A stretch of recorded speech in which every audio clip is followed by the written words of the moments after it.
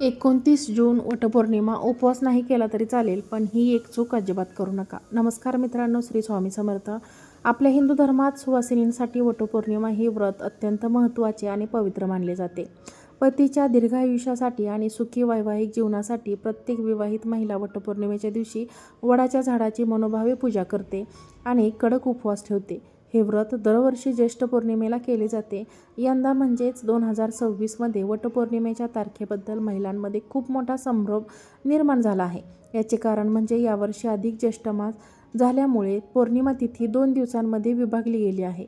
28 जून आणि 29 जून अशा 2 तारखा समोर येत असल्यामुळे नक्की पूजा कोणत्या तारखेला करायची, कोणत्या दिवशी करायची, उपवास कधी पकडायचा, अनेक प्रश्न महिलांच्या मनामध्ये आहेत. त्यासोबतच 99% महिलांनाही हेही माहीत नाही की वटपौर्णिमेच्या दिवशी उपवास नाही केला तरी चालेल, पण अशी एक मोठी चूक आहे जी आपल्याकडून नकळत घडते आणि त्यामुळे आपल्याला पूजेचे संपूर्ण फळ नष्ट होते. आजच्या या व्हिडिओमध्ये आज आपण वटपौर्णिमेची तारीख, पूजेचा शुभ मुहूर्त, राहू काळ आणि पूजेदरम्यान चुकूनही कोणत्या गोष्टी करू नयेत याबद्दल अत्यंत सविस्तर माहिती पाहणार आहोत. हा व्हिडिओ तुमच्यासाठी खूप महत्त्वाचा आहे, त्यामुळे तो कुठेही स्किप न करता शेवटपर्यंत नक्की पहा.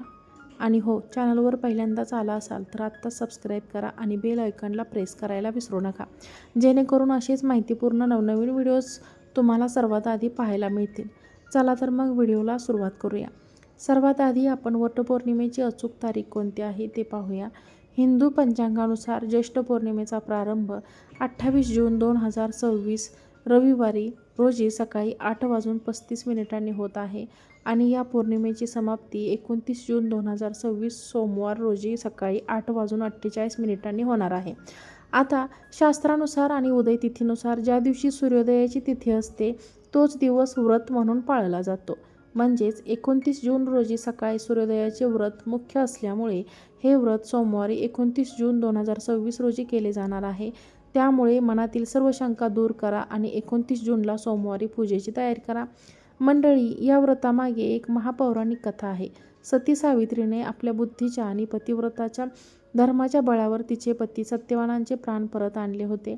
वडाच्या झाडाखाली सत्यवानाला नवीन आयुष्य मिळाले होते. म्हणूनच आपण वटसावित्री किंवा वटपौर्णिमा साजरी करतो. या दिवशी आपण सर्वजण खूप उत्साहाने वडाच्या झाडाची पूजा करतो. परंतु पूजा करताना आपल्याकडून कळत न कळत काही गंभीर चुका होतात. तर विचार करतो की आपण तर खूप श्रद्धा ठेवली, मग पूजेचे फळ का मिळत नाही? याचे उत्तर या छोट्या छोट्या चुकांमध्ये लपलेले आहे. चला तर मग पाहूया त्या कोणत्या चुका आहेत ज्या आपल्या आवर्जून टाळायच्या आहेत.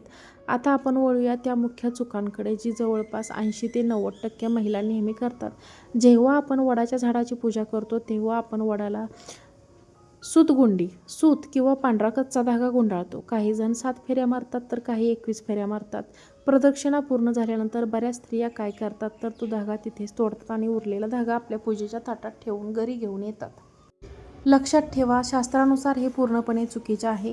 वटपौर्णिमेचा दिवस हा पती पत्नीच्या अतूट नात्याचा दिवस मानला जातो.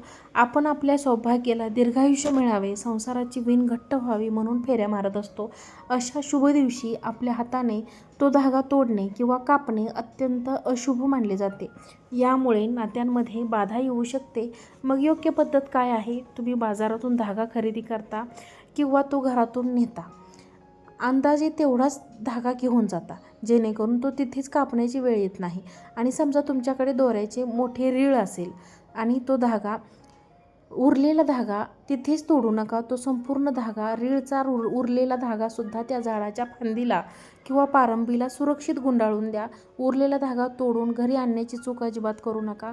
आजकाल शहरामध्ये सिमेंटची जंगले वाढल्यामुळे जंगली मोठी झाडे सहज पाहायला मिळत नाहीत. त्यामुळे बऱ्याच महिला शॉर्टकट शोधतात. त्या काय करतात, बाजारातून वडाची छोटी फांदी विकत आणतात किंवा पतीला बाजारातून फांदी आणायला लावतात आणि घरात एका कुंडीत किंवा तांब्यात त्याची पूजा करतात. मंडळी, ही चूकसुद्धा तुम्हाला वटपौर्णिमेच्या दिवशी करायची नाही. शास्त्रानुसार वटपौर्णिमेला जिवंत आणि विस्तीर्ण विस्तीर्ण वटवृक्षाची पूजा करण्याचे महत्त्व आहे. आपण जेव्हा पूजेसाठी वडाची फांदी मुख्य झाडापासून तोडतो तेव्हा आपण त्या झाडाला इजा पोहोचवतो आणि त्यामुळे त्याची हानी करतो. झाडापासून वेगळी झालेली फांदी ही निर्जीव मानली जाते. तिच्यातील प्राण संपलेला असतो. अशा निर्जीव फांदीची पूजा करून आपल्याला कोणतेही फळ प्राप्त होत नाही. वडाचे झाड हे खूप पवित्र आहे. त्याच्यामुळे भगवान ब्रह्मा हैखोडामध्ये भगवान विष्णू आणि फांद्यामध्ये स्वतः देवादिदेव महादेव शिव विराजमान असतात. तसेच त्यांच्या पारंब्या म्हणजे सावित्री मातेचे रूप मानले जाते. विचार करा, ज्या झाडात त्रिमूर्तींचा वास आहे त्याची फांदी तोडणे म्हणजे किती मोठे पाप आहे. यावर उपाय काय? जर तुमच्या परिसरात वडाचे झाड नसेल तर फांदी तोडून आणण्याऐवजी तुम्ही एका कोऱ्या पांढऱ्या कागदावर किंवा वटवृक्षाचे छान चित्र काढा. कागदावर त्या चित्राची घरात मनोभावे पूजा करा. 3 शास्त्रानुसार पूर्णपणे ग्राह्य धरली जाते, पण जिवंत झाडाची फांदी तोडून आणू नका. तसेच या दिवशी अनेक महिला काय उपाय करण्यासाठी वडाचे झाड पाने तोडतात, तेही करू नका. तुम्हाला पानांची गरज असेल तर झाडाखाली स्वतःहून गळून पडलेली पाने वापरा. झाडाची पाने स्वतःहून तोडू नका. तिसरी महत्त्वाची गोष्ट म्हणजे आपले कपडे आणि सौभाग्य अलंकार. वटपौर्णिमा हा आपल्या सौभाग्याचा, आनंदाचा सण आहे. आजकाल फॅशनच्या नावाखाली अनेक महिला कोणत्याही रंगाचे कपडे परिधान करतात. लक्षात ठेवा, वटपौर्णिमेच्या दिवशी चुकूनही निळ्या रंगाचे किंवा पांढऱ्या रंगाचे कपडे, काळ्या रंगाचे कपडे परिधान करू नका. हे 3 रंग हिंदू धर्मात पूजेच्या किंवा कोणत्याही शुभकार्याच्या वेळी अशुभ मानले जाते. तसेच हातामध्ये निळ्या किंवा पांढऱ्या रंगाच्या बांगड्या सुद्धा टाळा. याऐवजी तुम्ही लाल, पिवळा, हिरवा, गुलाबी यांसारखे शुभ आणि प्रसन्न रंगाच्या साड्या किंवा बांगड्या परिधान करू शकता. पोशाख परिधान करू शकता. हातामध्ये हिरव्या रंगाच्या बांगड्या नक्की भरा. सौभाग्यवती स्त्रियांनी या दिवशी पूर्ण शृंगार करणे अत्यंत आवश्यक आहे. फॅशनच्या युगात अनेक जणी टिकली किंवा कुंकू लावत नाहीत, पायात जोडवी घालत नाहीत किंवा गळ्यात मंगळसूत्र देखील घालत नाहीत. पण या पवित्र दिवशी कपाळावर छान कुंकू आणि टिकली, गळ्यात मण्यांचे मंगळसूत्र, पायात जोडवी आणि हातात हिरवा सोडा हे बेसिक सौभाग्य अलंकार अंगावर असणे खूप गरजेचे आहे. या कपाळावर टिकली, गळ्यात मण्यांचे मंगळसूत्र, पायात जोडवी आणि हातात हिरवा सोडा हे बेसिक सौभाग्य अलंकार अंगावर असणे खूप गरजेचे आहे. या अलंकाराशिवाय केलेली पूजा अर्धवट मानली जाते. आता आपण एका अत्यंत विषयाकडे वळूया, ज्याबद्दल बऱ्याच जणींना माहीत नसते.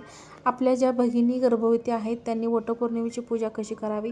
शास्त्रानुसार गर्भवती महिलांनी वटपौर्णिमेच्या दिवशी वडाच्या झाडाची मनोभावे पूजा नक्की करावी, परंतु त्यांनी वडाच्या झाडाला प्रदक्षिणा किंवा फेऱ्या मारणे वर्ज्य मानले गेले आहे. गरोदरपणात झाडाभोवती फेऱ्या मारणे योग्य मानले जात नाही. त्यामुळे तुम्ही फक्त एका जागी उभे राहून किंवा बसून वडाची पूजा करावी. गर्भवती महिलांनी या दिवशी कोणाचीही ओटी भरू नये, स्वतःची देखील ओटी भरून घेऊ नये. तुम्ही केवळ लांबूनच वटवृक्षाला नमस्कार करावा आणि वटवृक्षाला प्रार्थना करावी. पुढच्या वर्षापासून जेव्हा तुमचे बाळ जन्माला येते तेव्हा तुम्ही नेहमीप्रमाणे सर्व नियम, आपल्या आहाराबद्दल आणि वागणुकीबद्दल वटपौर्णिमेच्या दिवशी घरात पूर्णपणे सात्विक आहार घ्यावा. यामध्ये घरामध्ये कांदा, लसूण आणि मांसाहार या दिवशी वर्ज्य करावा. उपवास धरला असेल किंवा नसेल तरीही घरात बनणारे जेवण हे सात्विकच असावे. उपवास सोडण्यासाठी जे पदार्थ बनवणार आहात त्यामध्ये सुद्धा कांदा आणि लसूण वापरू नये. वडाचे झाड हे त्याचा विस्तार खूप मोठा असतो. वडाच्या झाडाची पूजा करताना शेवटी दोन्ही हात जोडून वटवृक्षाला प्रार्थना करा. हे ब्रह्मा, सावित्री, माझ्या पतीला आणि मला उत्तम आरोग्य आणि दीर्घायुष्य लाभू दे. हे आमच्या घरात धनधान्याची, मुलांची प्रगती होऊ दे. आमचा प्रपंच सुखाचा, समाधानाचा आणि विस्तारीचा होऊ दे. मुलांचे आणि घराचे गोकुळ होऊ दे. अशी मनोभावे प्रार्थना केल्यास अखंड सौभाग्य सोबतच जीवनात अपार सुख आणि संपत्ती प्राप्त होते. वरील व्हिडिओ आवडला असेल तर व्हिडिओला लाईक करा, चॅनलला सबस्क्राईब करा आणि हा व्हिडिओ जास्तीत जास्त लोकांना शेअर करा. आजचा व्हिडिओ पाहिल्याबद्दल तुम्हा सर्वांचे मनापासून खूप खूप धन्यवाद. श्री स्वामी समर्थ.